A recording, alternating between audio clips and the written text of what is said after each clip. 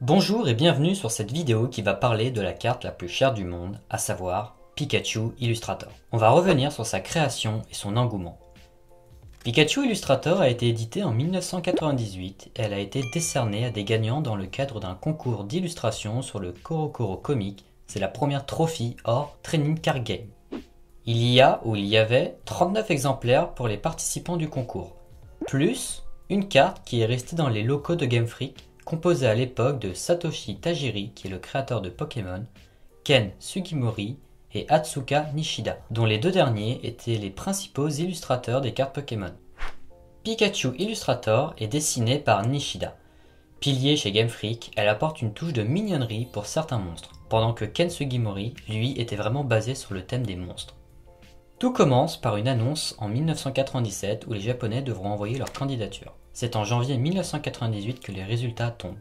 3 ont reçu le prix du Best Award où ils reçoivent 20 exemples de leur illustration ainsi qu'une copie de Pikachu Illustrator.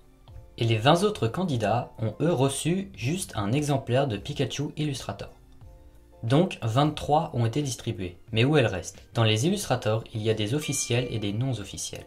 C'est-à-dire des cartes distribuées à la suite du concours et d'autres pour les employés. Tout dépend de la taille de la planche d'impression. Mais quelle a-t-elle de particulière? Elle détient le record de vente le plus élevé pour une carte Pokémon individuelle. Effectivement, retour en arrière, je n'ai pas toutes les ventes mais quelques chiffres. Année 2000, première fois qu'un Pikachu Illustrator est mis en vente. La carte partira à plus de 20 000 $. Quelques années plus tard, Heritage Action vendra un exemplaire PSA 9 pour 55 000 $. En 2013, c'est un des exemplaires de S.M. Pratt PSA 9 qui se retrouve sur eBay et dépassant les 100 000 $. Et en 2019, la Pikachu Illustrator qui bat les records est celle vendue par la société West Auction à 195 000 $ hors frais. Les détails de la carte. De haut en bas, c'est la seule carte avec marqué Illustrator et non traîneur. Le dessin est réalisé par Atsuko Nishida dans les équipes de Game Freak et aux côtés de Ken Sugimori et Satoshi Tajiri. La description est celle-ci. Nous certifions que votre illustration est une excellente inscription dans le concours d'illustration du jeu de cartes Pokémon. Ainsi, nous vous déclarons illustrateur de la carte Pokémon officielle et nous admirons votre talent. Son symbole est un point de crayon. Elle est représentée par une rareté de double étoile. Concernant le verso, il s'agit de l'ancienne version japonaise. Comme dit précédemment, il y a entre 20 et 39 exemplaires. Mais aujourd'hui, il y a entre 10 et 15 cartes Pikachu Illustrator qui sont connues en 2020. Cartes authentiques et PSA. Dans la vidéo de présentation de S.M. Pratt, il met en garde toutes les contrefaçons qui existent. Si la carte n'est pas authentifiée PSA, il faudra vous méfier. Fun fact, sur le site de PSA, une PSA 10 était répertoriée. Elle a aujourd'hui disparu. S.M. Pratt est le propriétaire de la carte. Certains pensent qu'il s'agit de la carte des locaux de Game Freak. Côté français, il y a aujourd'hui 2 collectionneurs qui possèdent cette carte.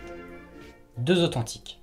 Norma Pock, qui a récupéré la sienne en Europe, qui était non gradée, qu'il a ensuite gradée par la suite, et celle de Mr. Fuji, qu'il a récupérée aux États-Unis, qui était déjà gradée. Mais pourquoi Pikachu Illustrator est-elle tant désirée? Pour répondre à cette question, je ne vais donner que mon avis personnel. Pour moi, l'engouement de cette carte est dû au prix qu'elle a été vendue. Il a été vu sur différents groupes Facebook que lorsque quelqu'un vend une carte chère, bizarrement, d'autres apparaissent sur le marché. Au vu de la demande et de l'offre, le prix double, triple ou ça sera celui qui allonge le plus. Le fait qu'il existe très peu d'exemplaires rend aussi l'histoire de cette carte incroyable. Aujourd'hui, tout le monde connaît cette carte, mais il y a aussi d'autres cartes tout aussi incroyables à découvrir, comme les cartes Trophy, mais ça sera dans une autre vidéo. Je remercie le site Invest Collect qui m'a beaucoup aidé pour mes recherches étant donné qu'il est possesseur d'une carte Pikachu Illustrator, donc n'hésitez pas à aller dans la description, découvrir son site, il y a tout plein d'articles que vous pouvez redécouvrir à l'écrit. C'était Matt, tchuss.